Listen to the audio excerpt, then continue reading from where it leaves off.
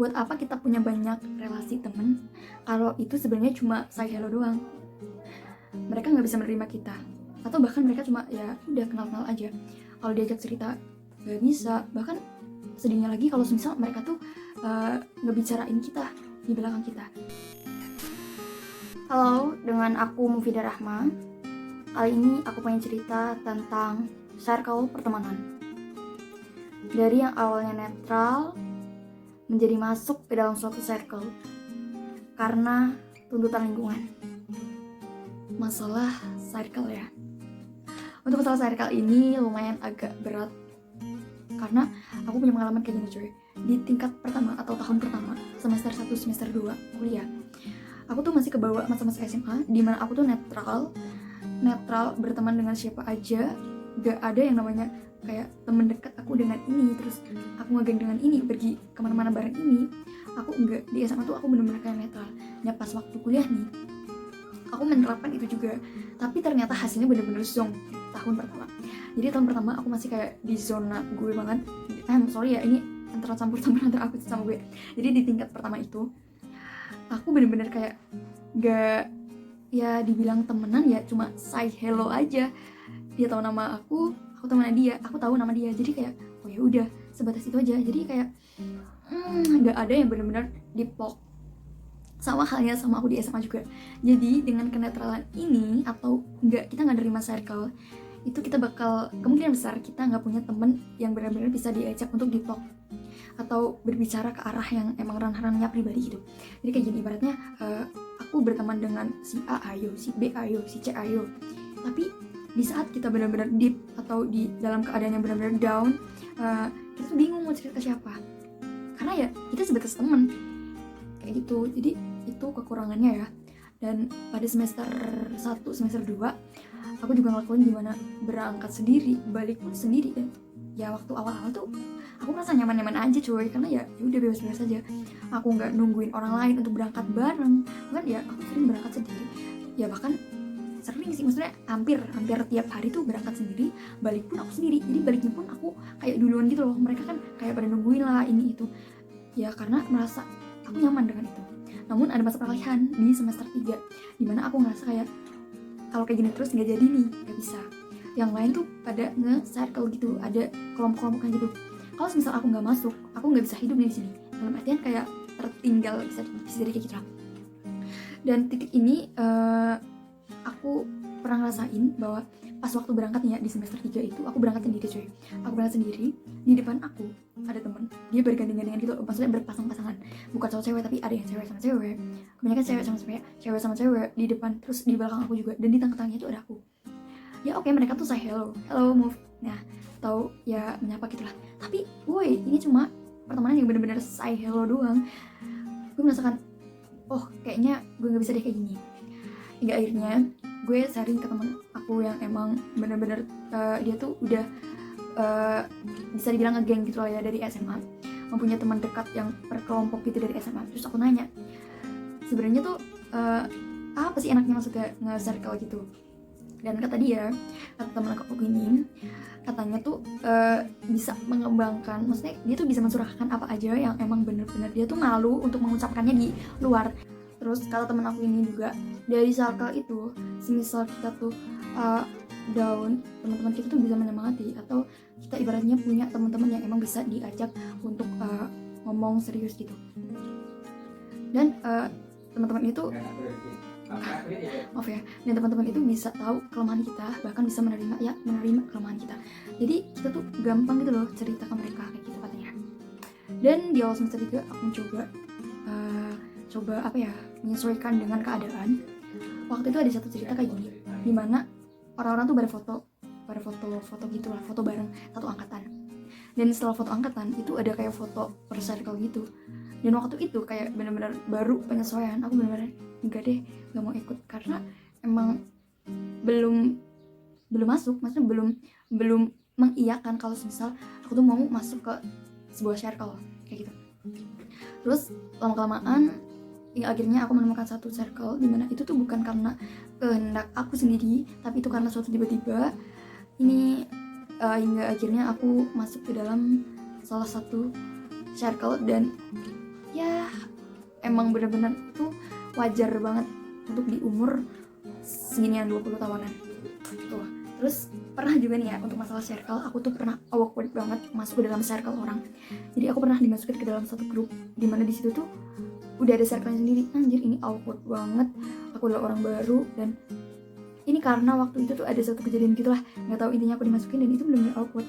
Nah satu pesan kan, kalau misal kalian dimasukin kayak gini, maksudnya dimasukin ke dalam circle atau kalian tuh misalkan ngobrol ke dalam satu circle, ya udah ngobrol aja sewajarnya, nggak usah terlalu mengulik atau membedakan karena nanti di situ bakal ada canggung pastinya gitu. Jadi ya udahlah, kita ada toleransi. Kalau memang ya di umur kita tuh emang udah di umur kita tuh maksudnya sekitaran anak SMA juga udah, anak SMA terus anak kuliah itu udah wajar banget yang namanya kayak gini circle. Jadi untuk kalian ya mahasiswa baru yang mungkin dari SMA kalian netral terus masuk ke kuliah kok teman-temannya pada ngegeng gini, gak usah kaget karena emang ya wajarnya kayak gini udah. Dan kalian coba menyesuaikan aja, kalian bisa mempunyai teman yang emang benar-benar bisa diajak untuk deep talk. Bahkan menurut aku ya satu teman aja menurut aku ya udah cukup, nggak usah perlu banyak-banyak. Karena ini juga ada kaitannya juga ya sama relasi, baik relasi di organisasi maupun relasi pertemanan. Buat apa kita punya banyak relasi teman kalau itu sebenarnya cuma say hello doang? Mereka nggak bisa menerima kita, atau bahkan mereka cuma ya udah kenal-kenal aja. Kalau diajak cerita nggak bisa. Bahkan sedihnya lagi kalau misal mereka tuh ngebicarain kita di belakang kita, dan itu kayak mending punya teman sedikit tapi emang benar-benar tuh kayak mendalami gitu. Sama halnya dengan relasi yang ada di organisasi. Gue pernah dapat pelajaran seperti ini. Waktu itu gue pernah nerka kenapa sih orang tuh di organisasi kok bisa lama banget. Dalam arti misalkan ya di kuliah itu kan ada 4 tingkat, ya maksudnya 4 tahun. Ada tuh orang yang dari awal sampai akhir organisasi terus waktu itu gue nanya, kenapa sih kok bisa ikut organisasi dari awal sampai akhir, emang gak bosen, apa sih yang pengen diambil? Akhirnya gini ya, pertanyaan gue terjawab oleh orang ini, oleh kakak ini, makasih banget kak. Jadi intinya ini yang aktual ya. Kalau yang kayak misal dapat pengalaman terus dapat ilmu itu banyak banget juga yang ngejawab ini. Tapi yang emang benar-benar tentang relasi itu kayak gini. Jadi dari organisasi ini kita bisa mendapatkan relasinya ini. Misalkan ya dalam satu organisasi itu ada 30 orang. Nah dari 30 orang ini kita nggak tahu nih di masa depan mereka bakal jadi apa. Ada yang bisa jadi CEO mungkin, pengusaha, punya kantor dan lain sebagainya. Nah dari sini kalau misal kita tahu nih ya, oh ini tuh si A bagus nih kerjanya, gue lagi butuh buat misal bagian keuangan, bagian manajer atau bagian apa. Nah kita bisa nih ambil dari teman kita. Nah itu pentingnya relasi. Atau bahkan kayak misalkan salah satu teman kita tuh punya perusahaan, nah kita belum dapat kerjaan ya misal, kita bisa nih minta tolong ke mereka. Nah dari minta tolongnya ini kan pasti ada dasarnya ya. Kalau misal kerjaan kita tuh bagus, itu bakalan kita oh yaudah ayo masuk aja kayak gitu. Itu gunanya relasi. Jadi percuma aja kita masuk banyak organisasi tapi kerjaannya tuh kurang, itu ya poin relasinya tuh ya nggak didapat. Azan dulu guys. Nah kalau semisal ya kalian tuh belum masuk organisasi dan dapet iming-iming kalau organisasi itu nanti bakal mendapatkan relasi atau memperluas relasi itu ya, itu bisa jadi hoax atau bisa jadi kenyataan. Itu tergantung kita, tergantung inisiatif kita mau kenalan gak nih sama orang lain di situ. Kalau misal kita tuh nggak ada kayak pendekatan gitu ya, kita nggak punya relasi di situ. Kita udah kayak ibaratnya nih ya, di situ kita dikasih lele nih ya, kita maksudnya dikasih lele, maksudnya kita udah di dalam satu wadah dimana di situ tuh banyak makanan misalkan ya. Nah, iya orang lain tuh bener ngomong di situ nanti kalian bakal bisa dapat makanan. Tapi kalau misalnya tangan kita nggak mau ambil, kita nggak bisa tuh dapat itu. Sama halnya sama relasi di dalam organisasi atau dimanapun itu. Kalau misalnya kita nggak ada inisiatif untuk kenalan atau pendekatan, kita nggak bakal bisa dapat. Itu ya, itu untuk masalah circle. Kemudian ada lagi nih. Ini tentang kepercayaan sebuah teman. Jadi jangan kayak gini, sebelum kalian bercerita ke orang lain itu pastikan orang itu tuh di dalam circle-nya tuh nggak ngebicarain kalian. Gue pernah pengalaman di SMA kayak gini. Waktu itu aku ada masalah, terus aku menceritakan ke salah satu teman aku, dan ternyata salah satu teman aku ini punya geng. Dan satu orang teman aku ini yang aku yang aku cerita ke ini, si A misalkan ya, si A ini ternyata menceritakan ke semua gengnya. Dan itu benar-benar kayak what? dan itu harus dipikirkan, pastikan benar-benar kalau dia tuh dapat dipercaya. Intinya ya hati-hati aja lah kalau misalnya dia tuh punya geng gitu. Pastikan ya ceritakan sama orang-orang yang benar-benar dekat sama kalian. Jangan karena misalkan ya buat basa-basi biar gue tambah deket nih sama ini, akhirnya gue menceritakan cerita pribadi. Itu benar-benar kayak wow, itu hal yang paling bodoh yang pernah gue lakuin. Pernah sih, nggak bodoh sih, maksudnya itu ya benar bodoh sih. Buat apa anjir? Untuk memperdekat hubungan seseorang gue harus menceritakan masalah-masalah pribadi supaya kita tuh kayak maksudnya ada ikatan gitu. Sebenarnya itu malah salah. Kayak ibaratnya kayak gini nih ya, gue baru PDKT sama seseorang, ada yang menyarankan kalau pengen deket cerita tentang masalah-masalah pribadi. Itu malah kayak ya oke kalau berhasil, tapi kalau enggak itu malah jatuhnya nanti malah mempermalukan kita. Itu ya, dan rahasia kita pastinya bukan rahasia sih, maksudnya kayak data kita ya, ibaratnya data kita tuh kebongkar ke orang lain. Tuh ya pesannya sih, kalau semisal kita pengen membahas masalah-masalah pribadi, pastikan itu dengan gebetan, misalnya dengan gebetan yang emang udah benar-benar mau jadi, atau dengan pacar aja, nggak usah kayak ibarat baru jadi gebetan kita udah cerita-cerita ini itu itu nggak banget, jangan. Itu masalah circle. Terus kemudian ya, kalau cerita tentang keadaan atau curhat gitu ya, curhat juga pastiin teman kalian tuh bisa menerima, entah kondisi baik, kondisi senang atau kondisi susah. Aku ada pengalaman kayak gini. Aku ngiranya teman aku ini bisa diajak entah senang maupun susah.